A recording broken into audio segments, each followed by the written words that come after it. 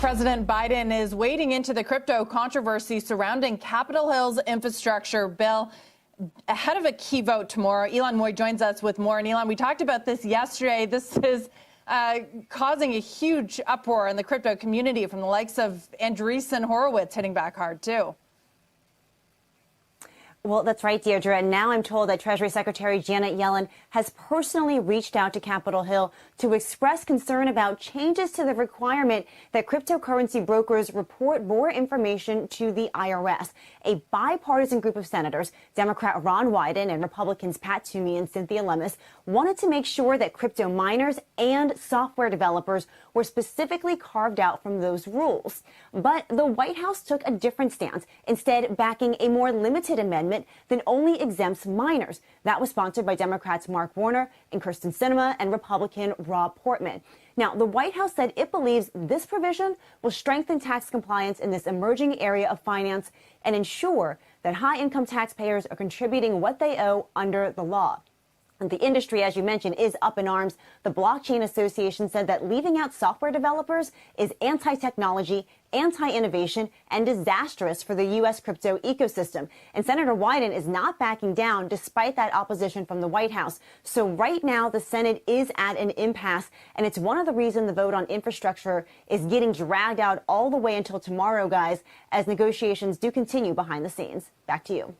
Really quick, Elon, the CBO report, the House Freedom Caucus, McConnell on the debt limit. How much is the bill being set back by some of these other crosswinds?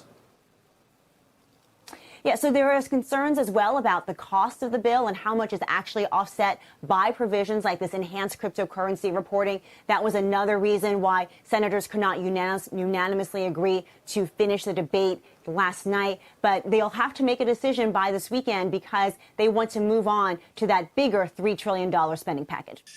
Really quick, I just want to get your perspectives on sort of how you see this particular bill in terms of how it treats miners and the crypto industry in general, but also, you know, the power plays we've seen made over the past couple of days with Treasury and the White House supporting a counter amendment to an original amendment produced by pro-crypto senators to fix the original bill that was pretty terribly written, and that even is probably an understatement.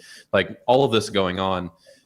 Maybe first to you, Jason, and then Fred, like how are you thinking about all of this from the position you sit in as CEO of a mining company and also as like a Bitcoin enthusiast and investor? What are your thoughts? Sure. I mean, first off, like you said, it's pretty incredible to see this amount of attention around cryptocurrency. Like, thinking back to older days of Bitcoin, I would never imagine that all of a sudden a cryptocurrency amendment is holding up like one of the biggest pieces of legislation of the year right now. So pretty incredible that the industry has grown to this level. I think, I think governments like to tax things. And I think simply this kind of original amendment was an attempt to try and increase the government's ability to observe, monitor, and collect tax revenue. Because this industry is so new, because this is difficult to understand, I think we had a piece of legislation written that was just a total disconnect from that. I mean, you have a definition of a broker being written so broad to, as you know, critics pointed out, could account for miners, for hardware developers, for software developers, for node operators. I mean, that is not, you're not getting tax revenue from there. Bitcoin miners, you know, at Riot, we receive packets from our pool. We do work, we send it back. We have no idea what transactions are going on or anything about that. So I think a misunderstanding of how a lot of this stuff works, unfortunately, drove a lot of that.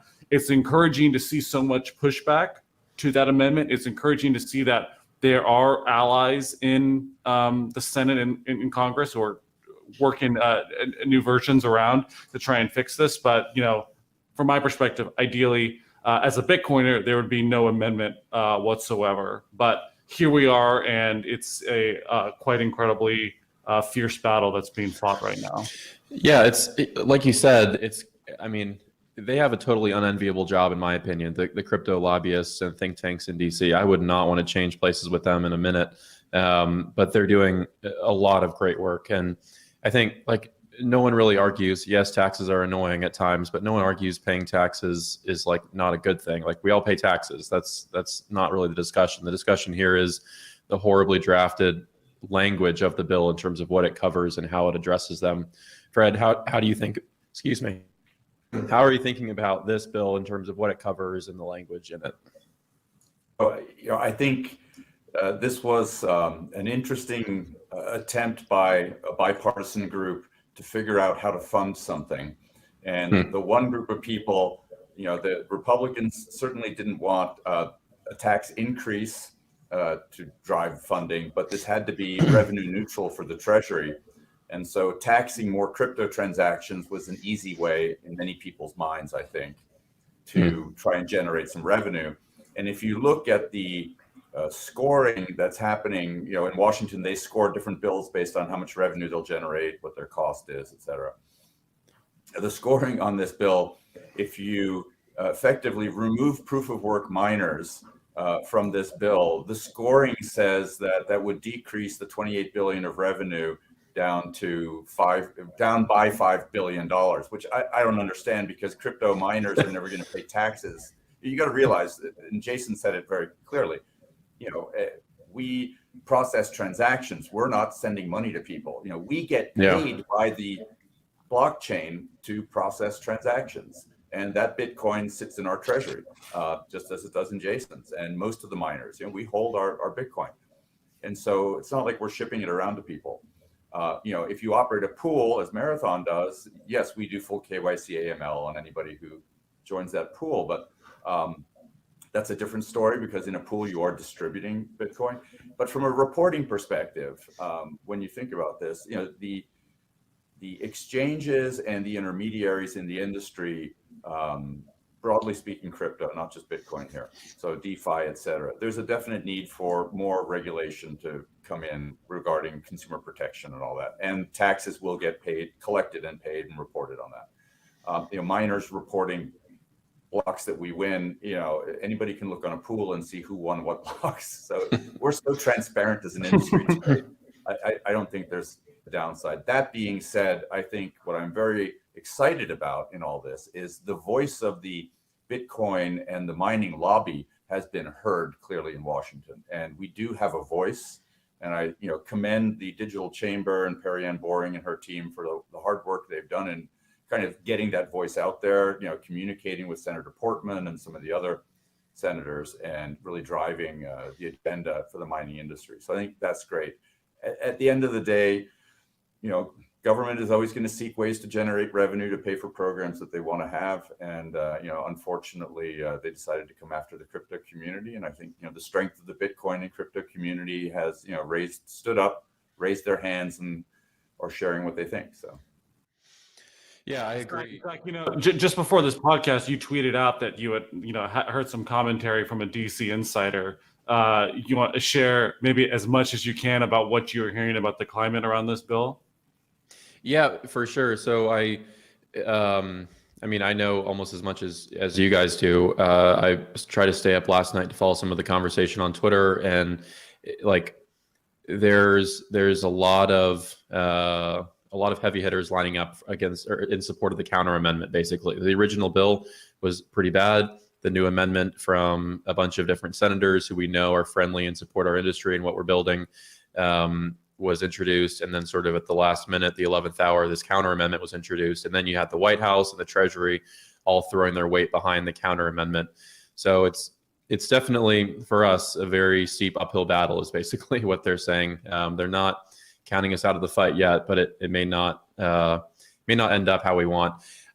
So I say we in terms of the industry, for better or probably for worse, they carved out proof of work mining. So we on this call here are probably going to be okay regardless, but that's not the outcome anyone wants.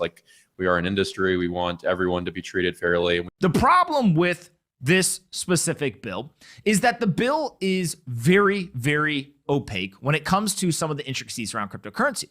And so there was initial language, not acceptable, not good. Some of it is that there is an education barrier We are talking about people who do not know a lot about the industry. That's not their fault. They've got a million things going on. They are there trying to do everything from macro policy and monetary policy and fiscal policy all the way down to understand cryptocurrencies, trying to understand taxation. With that said, that is not an excuse as to why we can allow legislation to be created that would be onerous on a specific industry, especially when that industry specifically is likely to lead to job creation, economic prosperity, and innovation. There are tons of people who are calling their senators, calling politicians, tweeting, doing everything they possibly can to make their voices heard so that the folks who are putting together this legislation know we do not want to have this be an impediment to progress and innovation in the United States.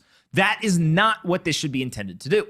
And so the only ask that I have of you is that you can call your senator and tell them, hey, I am in your district. I vote for you or your opponents.